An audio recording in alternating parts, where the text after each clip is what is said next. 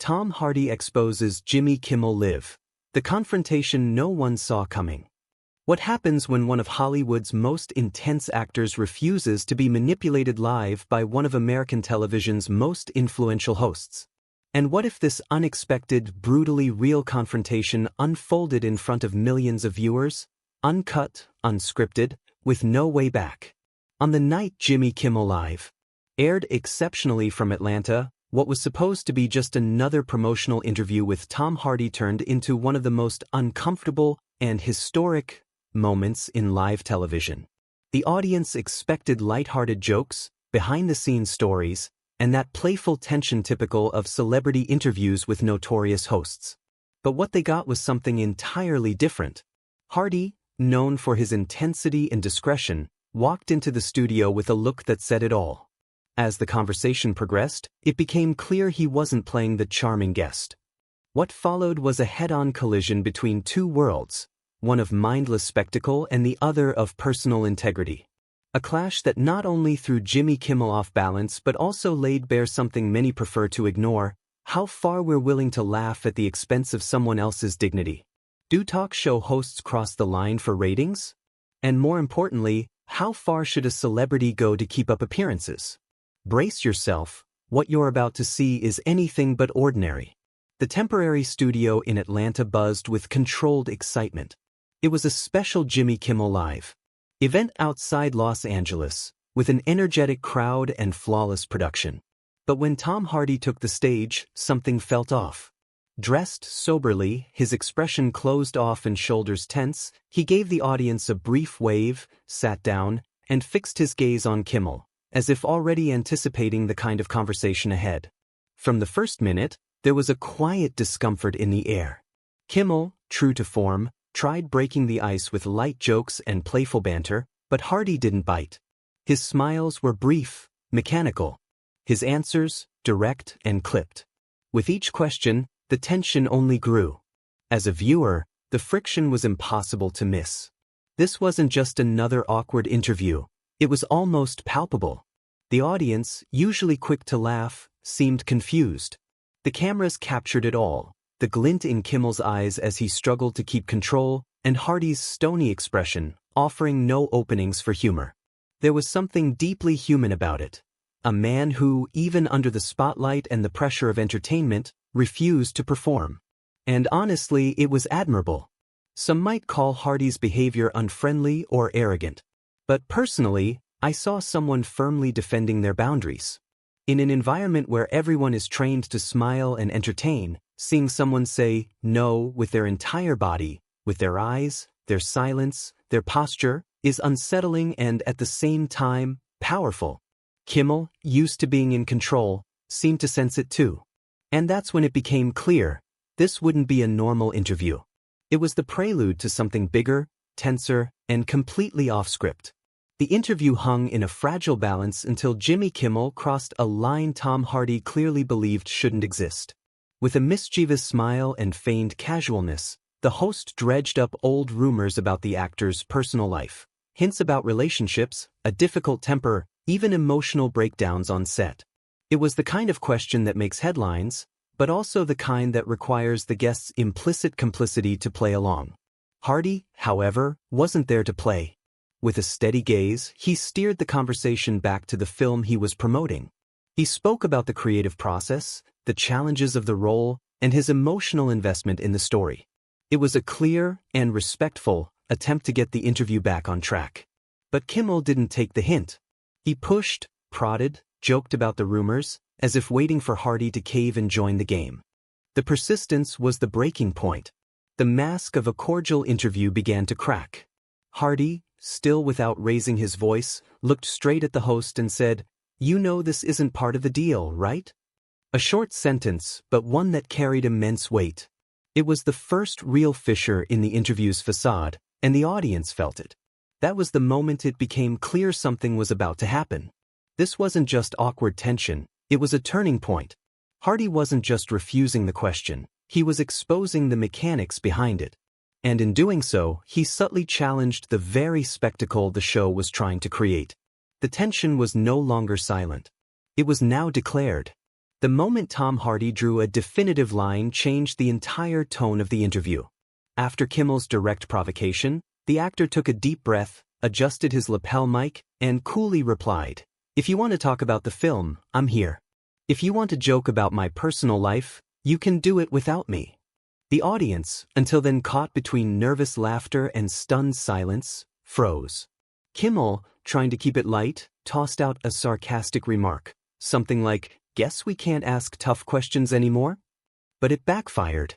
Hardy not only ignored the jab but locked eyes with an expression that needed no interpretation. He wasn't there to be humiliated. From that point on, the studio was visibly tense. Cameras trembled slightly as they moved, the canned laughter stopped, and the audience, unsure how to react, sank into deepening discomfort.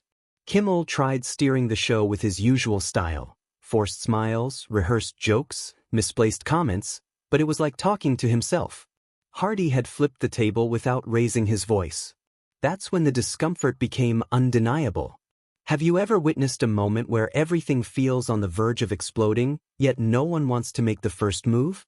And do you think the line between entertainment and personal invasion is constantly blurred for ratings? Hardy, with measured words and unshaken presence, made it clear the interview had crossed into unacceptable territory. And though he remained seated, his posture was that of someone already standing, ready to challenge not just the host, but the very format of the show. This was the beginning of something far bigger than a simple live TV misunderstanding. Then, when Jimmy Kimmel, visibly rattled, insinuated that rumors about Tom Hardy's emotional instability might explain certain career choices, everything fell apart. Hardy's response was immediate. He leaned forward, locked eyes, and replied in a firm, quietly furious voice, "You're not interviewing me. You're trying to dismantle me, and that's not journalism. It's cheap spectacle." The audience held its breath. The entire studio seemed frozen in time. Kimmel tried to regain control, resorting to humor. He cracked a nervous joke about actors who take everything too seriously, hoping to defuse the tension. But the attempt felt forced, out of place, and the silence that followed was deafening.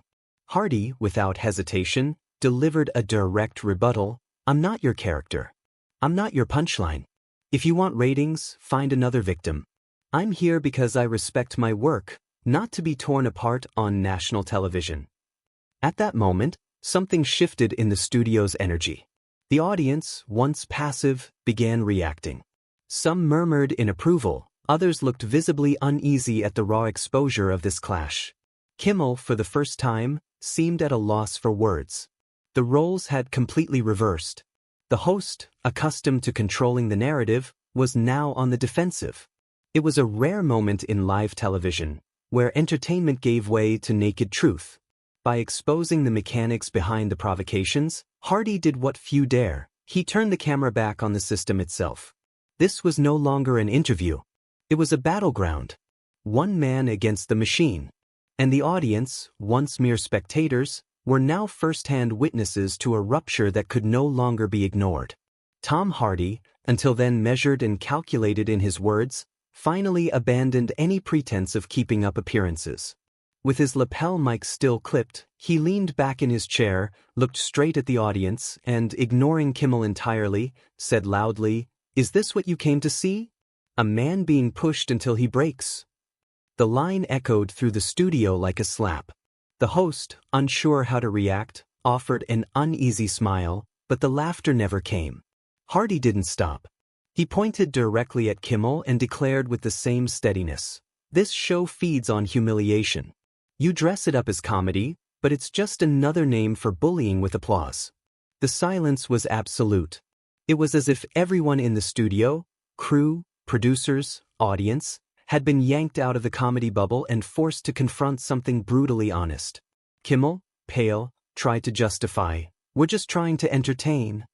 Hardy cut him off. Entertain with what? Other people's pain? The public deconstruction of real human beings. The air was suffocating. For the first time, the stage didn't belong to Kimmel. It belonged to Hardy, and he used it not to promote a film, but to expose an entire system hiding behind laughter. The camera, flustered, struggled to find focus. On the host's tense face, the stunned audience, or Hardy, now fully in command. The mask had fallen. The persona of the funny host unraveled under the gaze of millions. How many times have you laughed at something on TV without realizing someone was being crushed for it? What happened there was more than an outburst. It was a direct attack on modern entertainment's foundation, and Jimmy Kimmel, in that moment, became the face of that system being dismantled live. Without another word, Tom Hardy calmly unclipped his mic and placed it on the table between them. His gaze was steady, razor-sharp. He stood, adjusted his jacket with quiet dignity, and, before walking off stage, locked eyes with the audience one last time.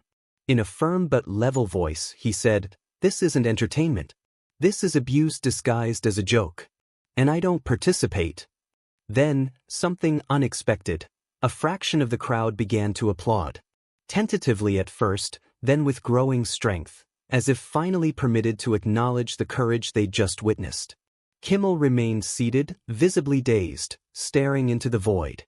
His body language seemed to scream, this wasn't in the script. For the first time in his decades-long career, he had no exit strategy, no punchline to soften the blow. All he could muster was a stammered, let's go to commercial, before the feed abruptly cut. The fallout was instant. Online, the clip went viral within minutes. Millions debated not just the confrontation, but what it symbolized, the end of tolerance for entertainment that profits from emotional exploitation. Hardy left the stage as he entered, in silence, but the impact of his defiance echoed like thunder. In an age of superficiality, he chose integrity. In an era of performance, he chose truth. What began as a routine promotional interview ended as a live manifesto against humiliation culture. And everyone who watched, live or after, knew this was one of those moments that changes everything. So tell me, after all this, can you still call it just an interview? What happened in Atlanta that night was far more than a celebrity versus host showdown. It was a collision of values, a live breakdown of spectacle culture, and a powerful reminder that dignity isn't negotiable, not even under the spotlight. Tom Hardy didn't just exit the studio. He walked out with truth as his ally, leaving behind a silence louder than any applause.